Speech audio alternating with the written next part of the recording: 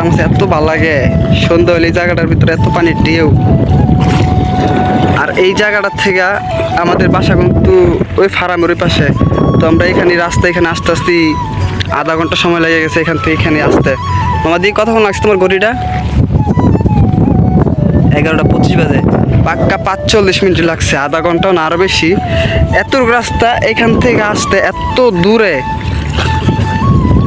পাক্কা 45 মিনিট লাগছে এত দূরে আসতে। আর এটা নসুন্দি, আর পানির কি ঢেউ, আরে বাবা।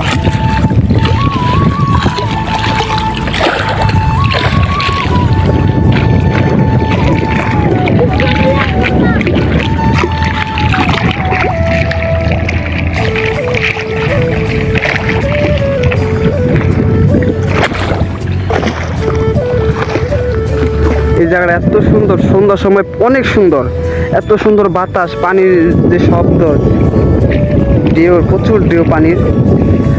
আগে পানি ছিল না, এখন আস্তে আস্তে পানিতে বড় হয়েছে। এখন আমাদের বাসা ওই পাশে, ওই ফার্মের পাশে, এটি সব নসুন দিয়ে আপনার বেশিরভাগই মুরগি, বেশিরভাগ মানে 99% যার বাসাতেই যাই ওনার বাসাতে দেখি যে মুরগির ফার্ম, এইদিকে ফার্ম, চারোদিকে একদম ফার্ম ভরা। আর এই মায়ের নাম কি? শ্রীনগর বেড়িবাঁধ। এই বেড়িবাঁধটা এটা এত বড়, এই মাছ থেকে ওই মাথা পর্যন্ত যাইতে আপনার পাক্কা আধা ঘন্টা, আমি যা দেখলাম 45 মিনিট লাগে। 45 মিনিট লাগে আনতে জায়গা যাইতে।